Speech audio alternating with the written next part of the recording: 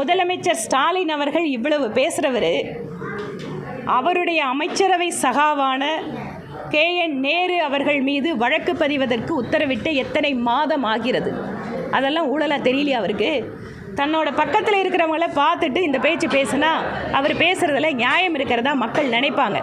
முழுக்க முழுக்க அமைச்சரவையிலே ஊழல் அமைச்சர்களை வைத்துக்கொண்டு, ஊழல் வழக்குகளை நடத்தி கொண்டிருக்கக்கூடிய அமைச்சர்களை வைத்துக்கொண்டு, ஊழல் குற்றச்சாட்டுக்காக ஒரு சிட்டிங் மினிஸ்டரை வீட்டுக்கு அனுப்பின ஒரு பெருமைக்குரிய முதலமைச்சர் திரு ஸ்டாலின் அவர்கள்.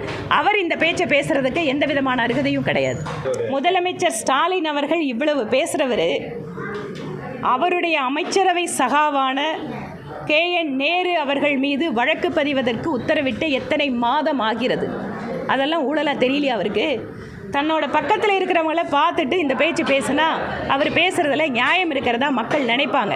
முழுக்க முழுக்க அமைச்சரவையிலே ஊழல் அமைச்சர்களை வைத்துக்கொண்டு, ஊழல் வழக்குகளை நடத்தி கொண்டிருக்கக்கூடிய அமைச்சர்களை வைத்துக்கொண்டு, ஊழல் குற்றச்சாட்டுக்காக ஒரு சிட்டிங் மினிஸ்டரை வீட்டுக்கு அனுப்பின ஒரு பெருமைக்குரிய முதலமைச்சர் திரு ஸ்டாலின் அவர்கள். அவர் இந்த பேச்சை பேசுறதுக்கு எந்த விதமான அருகதையும் கிடையாது.